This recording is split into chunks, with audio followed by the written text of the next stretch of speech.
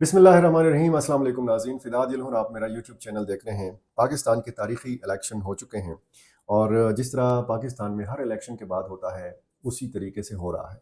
यानी धांधली का इल्ज़ाम, रिगिंग का इल्ज़ाम और इसके बाद जब मुख्तलिफ़ सियासी जमातों की नशिस्तें आती हैं तो हुकूमत साजी की जानिब तवज्जो दी जाती है। एक तासुर जो इलेक्शन से पहले कायम किया गया था कि मियाँ मोहम्मद नवाज़ शरीफ साहब जो हैं वो मुल्क के अगले वज़ीर आज़म होंगे। आज उन्होंने अपनी विक्ट्री स्पीच भी की है लाहौर में और उन्होंने कारकुनों की एक बड़ी तादाद से खिताब करते हुए कुछ अहम बातें की हैं। उन बातों के हवाले से हम बात करेंगे, उस पेशकश के हवाले से बात करेंगे कि जो उन्होंने मुख्तलिफ़ सियासी जमातों को दी है, मखलूत हुकूमत बनाने की दावत दी है और बाकायदा शहबाज शरीफ साहब की ड्यूटी लगाई है कि वो ज़रदारी साहब से बात करें, मिलें, मुलाकात करें, मौलाना फ़ज़ल रहमान से मुलाकात करें, खालिद मकबूल सदीकी जो MQM के सरबराह हैं उनसे मुलाकात करें और उनको दावत दें। आज़ाद बहुत बड़ी तादाद में मुंतखब हुए हैं। आज़ाद जो उम्मीदवार हैं उनकी अब तक के नताइज के मुताबिक जब ये वीडियो रिकॉर्ड हो रही है तकरीबन यानी 9:15 से ऊपर हैं। 91 अरकान जो हैं वो आज़ाद हैसियत से मुंतखब हुए हैं। दूसरा नंबर है मुस्लिम लीग नून का, 64 अरकान कौमी असम्बली के मुंतखब हुए हैं। पीपल्स पार्टी के पास नशिस्तें हैं 50। JUI ने हासिल की हैं 2, MQM ने हासिल की हैं अब तक 12। इस्तेहकाम में पाकिस्तान पार्टी जो है इसने भी 2 नशिस्तें हासिल की हैं और दीगर जो छोटी जमातें हों उनके पास 3 नशिस्तें हैं। ये कौमी असम्बली की सूरत हाल है और जो मुख्तलिफ़ सूबाई असम्बलियों के हवाले से सूरत हाल है वो भी आपको मुख्तलिफ़ ज़राए से पता चल रहा है, ख़ुसूसन इलेक्ट्रॉनिक मीडिया में लम्हा ब लम्हा आपके पास चीज़ आ जाती है।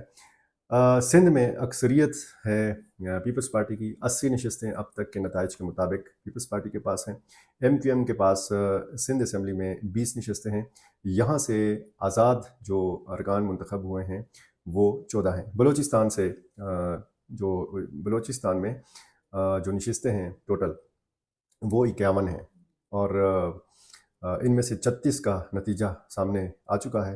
इन 36 में से पाकिस्तान पीपल्स पार्टी के पास नशिस्तें हैं 8, पाकिस्तान मुस्लिम लीग नवाज़ के पास हैं 7 और यहाँ पे आज़ाद अरकान जो हैं ये 5 हैं। इसी तरह अगर आप पंजाब असम्बली की बात करें तो अब तक जो नताइज सामने आए हैं उनके मुताबिक आज़ाद अरकान जो हैं उनकी तादाद है 127, मुस्लिम लीग नून के पास हैं 126, पीपल्स पार्टी के पास हैं 10। आते हैं खैबर पख्तूनख्वा की तरफ और खैबर पख्तूनख्वा में बहुत दिलचस्प सूरत हाल है। यहाँ पे आज़ाद अरकान को अक्सरियत हासिल हुई है। यहाँ पे कहा यह जा रहा है कि अब हुकूमत कौन बनाएगा, खैबर पख्तूनख्वा में हुकूमत कौन बनाएगा, यहाँ वज़ीर आला कौन होगा। ये जो आज़ाद अरकान मुंतखब हुए हैं, चाहे वो कौमी असम्बली के लिए मुंतखब हुए हैं, चाहे वो सूबाई असम्बलियों के लिए मुंतखब हुए हैं, ये करेंगे क्या। इनमें से अक्सरियत तो आपको पता है कि तहरीक इंसाफ से ताल्लुक़ रखने वाले आज़ाद अरकान हैं। और जब हम खैबर पख्तूनख्वा के हवाले से बात करते हैं तो एक अफसोसनाक वाक़या भी हुआ है शांगला में, पहले उस पर भी बात कर लेते हैं।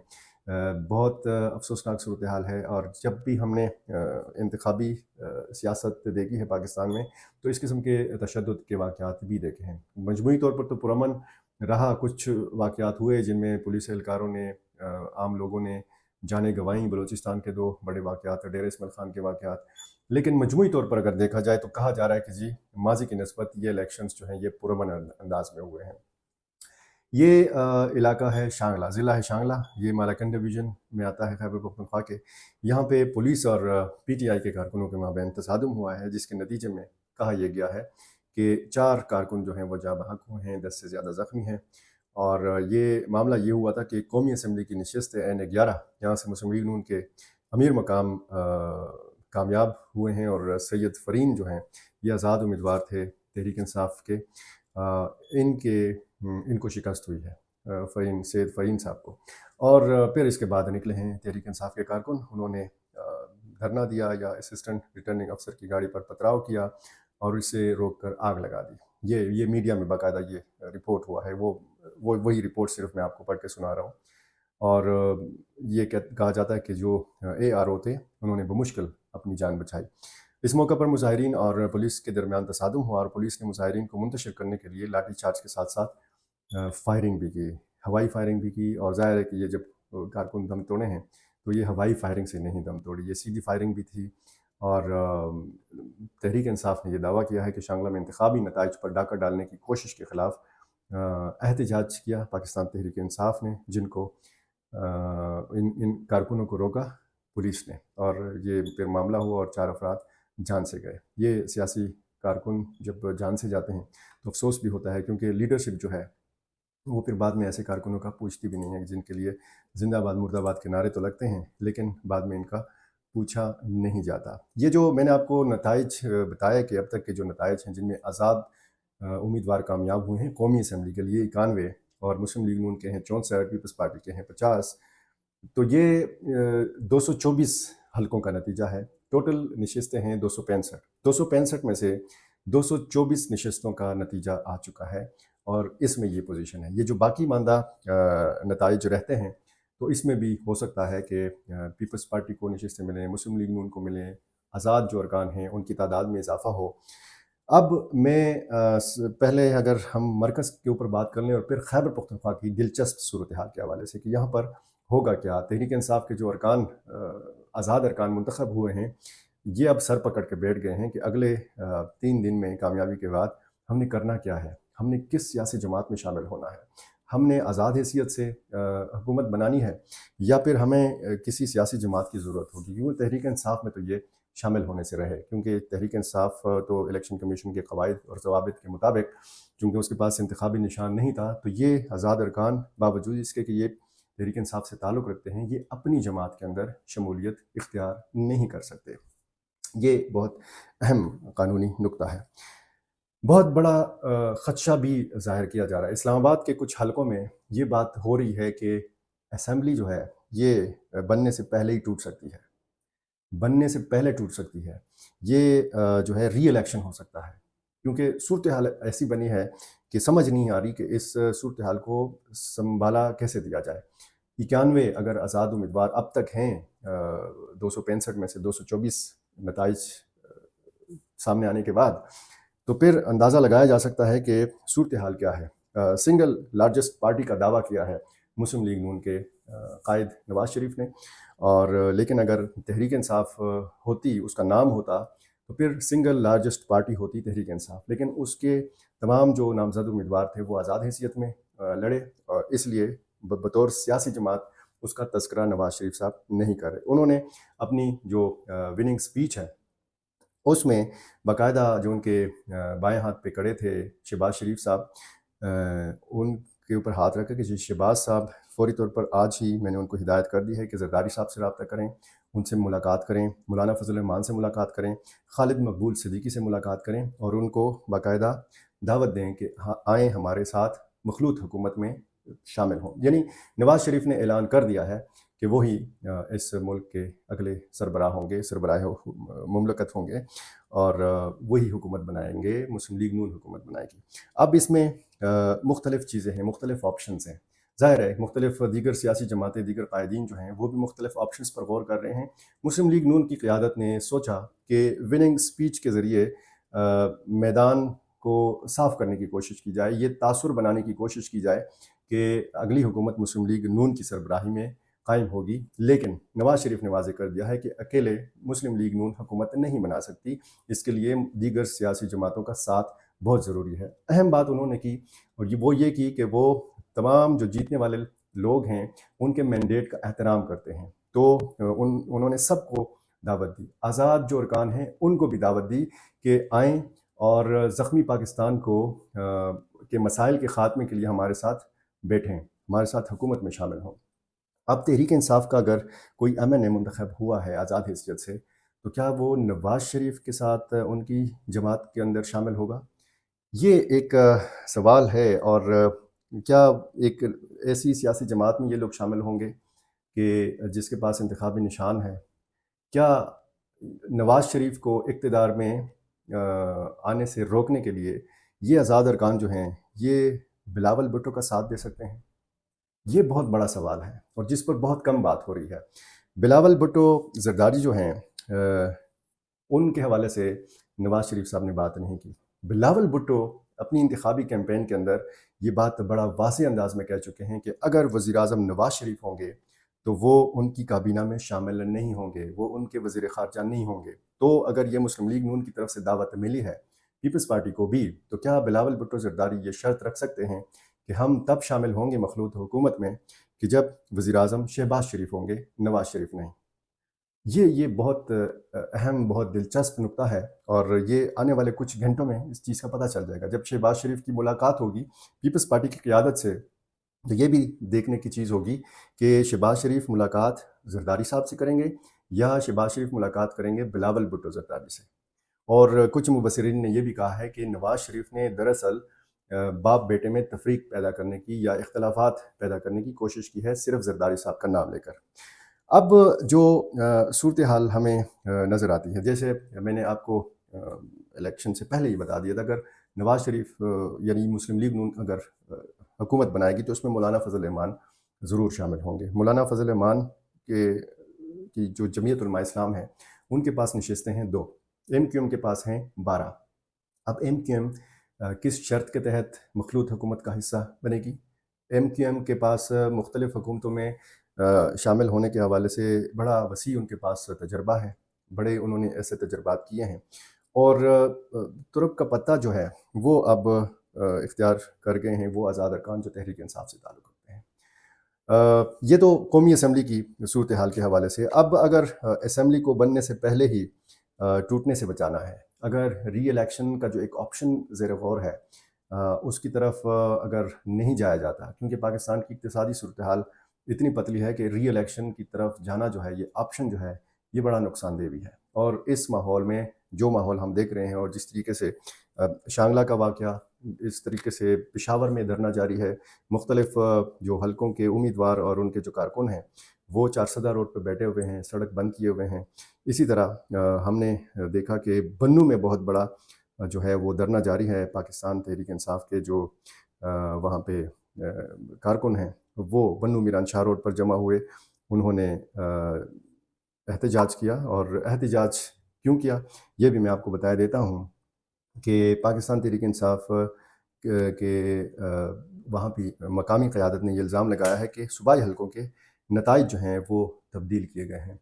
قومی اسمبلی کی جو واحد نشست ہے حلقہ N39، یہاں پر تحریک انصاف کے آزاد امیدوار مولانا نسیم علی شاہ کامیاب قرار پائے ہیں، مقابلے میں اکرم درانی کے صاحبزادے سابق ڈپٹی اسپیکر قومی اسمبلی زاہد اکرم درانی۔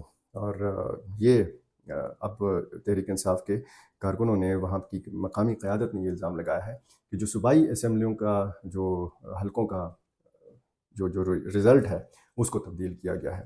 ایک حلقہ جیتا ہے صوبائی کا اکرم درانی نے، خود سابق وزیر اعلیٰ خیبر پختونخوا، اور انہوں نے شکست دی ہے ملک عدنان خان کو۔ ملک عدنان خان سے ان کا پہلے بھی مقابلہ ہوتا رہا ہے اکرم درانی کا، اور اسی طرح ایک نشست اکرم درانی کے مقابلے میں سابق ایم پی اے پختون یار خان نے جیتی ہے۔ سابق وزیر ٹرانسپورٹ ملک شاہ محمد نے شکست کھائی ہے عدنان وزیر کے ہاتھوں۔ جمعیت علماء اسلام کے یہ امیدوار ہیں، یہ پہلے آزاد حیثیت سے ایم پی اے منتخب ہوئے ہیں ماضی میں، یہ پھر قومی وطن پارٹی میں شامل ہوئے تھے، اور قومی وطن پارٹی سے انہوں نے جمعیت علماء اسلام میں شمولیت کی تھی۔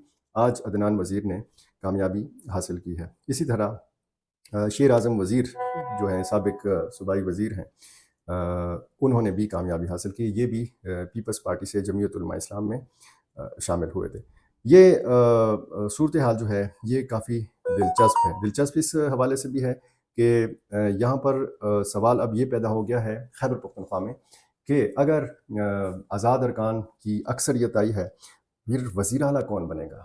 خیبر پختونخوا کی قیادت کس کے پاس ہوگی، کس سیاسی جماعت کے پاس ہوگی؟ کیونکہ جو اس وقت خیبر پختونخوا کی جو پارٹی پوزیشن ہے وہ یہ ہے کہ 115 کا ایوان ہے خیبر پختونخوا اسمبلی کا، یہاں پر 2 حلقوں میں چونکہ الیکشن نہیں ہو سکے، ملتوی کر دیے گئے تھے، تو اس طرح جو ابھی میرے پاس ایک شیر اعظم وزیر کے حوالے سے ایک رزلٹ آیا ہے، اور وہ یہ ہے کہ PK99 پی ٹی آئی کے حمایت یافتہ امیدوار زاہد اللہ وزیر 27,792 ووٹ لے کر کامیاب قرار پائے ہیں، اور ان کے مقابلے میں جمعیت علماء اسلام کے شیر اعظم وزیر 27,253 ووٹ لے کر دوسرے نمبر پر رہے ہیں۔ یہ تقریباً 500-550 ووٹوں کا فرق ہے، اور اس نتیجے کے مطابق جو باقاعدہ میرے پاس جو فارم میرا خیال ہے 47 ہے، اس کے مطابق یہ نتیجہ ابھی اور شاید اس میسج کی آواز بھی آپ نے سن لی ہوگی، اور یہ تازہ ترین صورتحال ہے بنوں کے حوالے سے کہ جمعیت علماء اسلام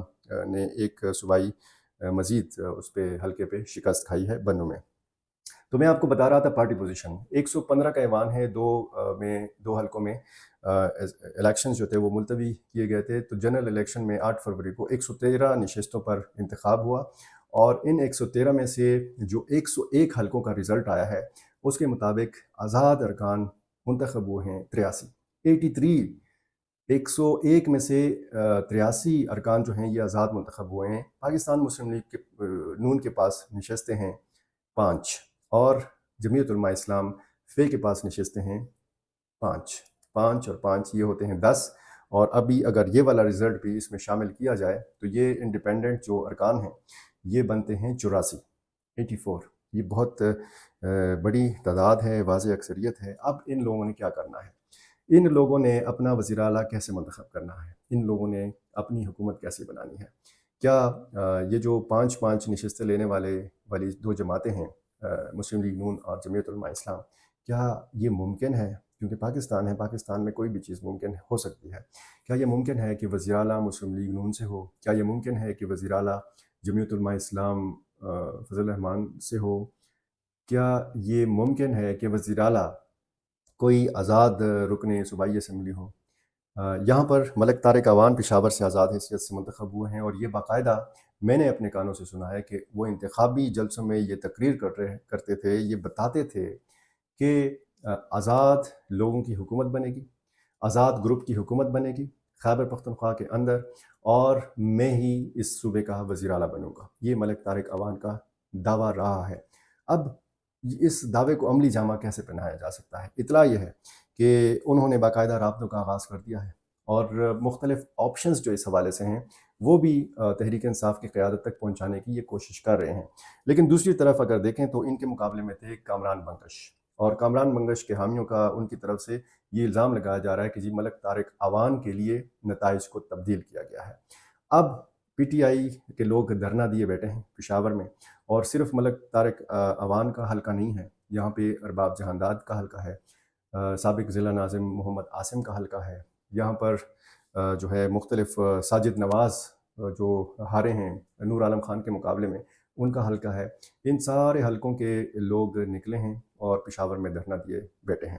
ان کا مسئلہ کیسے حل ہوگا؟ کیونکہ ان کا کہنا یہ ہے کہ جب تک ہمیں اپنا حق نہیں ملے گا ہم نہیں اٹھیں گے، ہم احتجاج اپنا جاری رکھیں گے۔ یہ خیبر پختونخوا کی صورتحال، اور خیبر پختونخوا میں اگر آپ دیکھیں تو ایک تو الیکشن کمیشن کے جو قواعد اور ضوابط ہیں اس پہ کوئی قدغن نہیں ہے۔ کوئی بھی جو ایم این اے ہے وہ وزیر اعظم بن سکتا ہے، کوئی بھی ایم پی اے جو ہے وہ صوبے کا وزیر اعلیٰ بن سکتا ہے۔ اب یہ کیسے ہوگا؟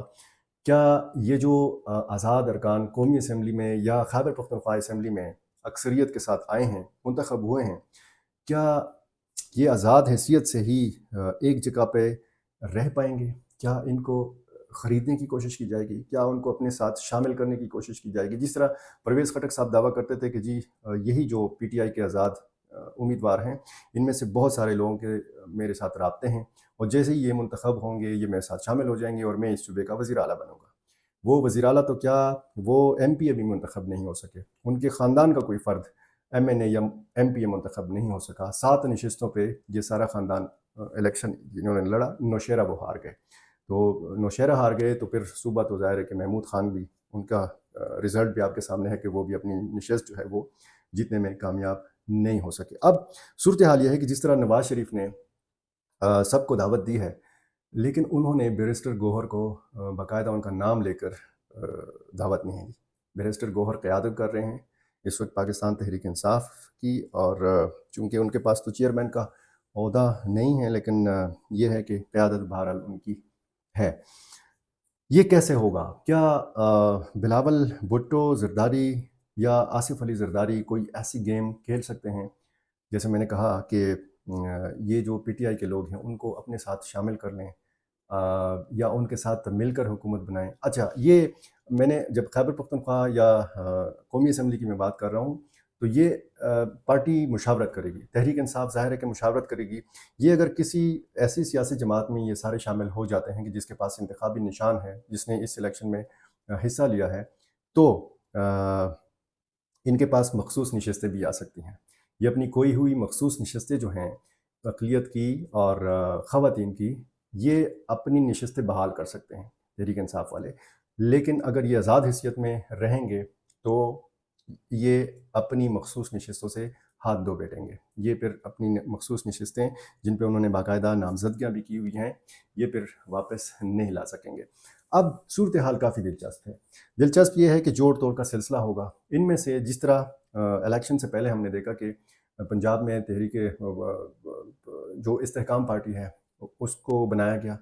खैबर पख्तूनख्वा के अंदर पाकिस्तान तहरीक इंसाफ पार्लियामेंटेरियन को तख्लीक किया गया और हांका गया परवेज़ खटक की तरफ लोगों को, जो साबिक MPs थे उनको हांका गया परवेज़ खटक की तरफ। लेकिन उनमें से सिर्फ अरबाब वसीम हयात जो हैं वो पेशावर से अपनी नशस्त जो है ये जीतने में कामयाब ठहरे हैं। तो PTIP मेरी मालूमात के मुताबिक उसके पास ग़ालिबन एक नशस्त है या 2 नशस्तें हैं, क्योंकि इकबाल वज़ीर शुमाली वज़ीरिस्तान के हवाले से भी कुछ इत्तलात ऐसी हैं कि वो वहाँ से कामयाब ठहरे हैं। तो ये तो PTIP की सूरत हाल।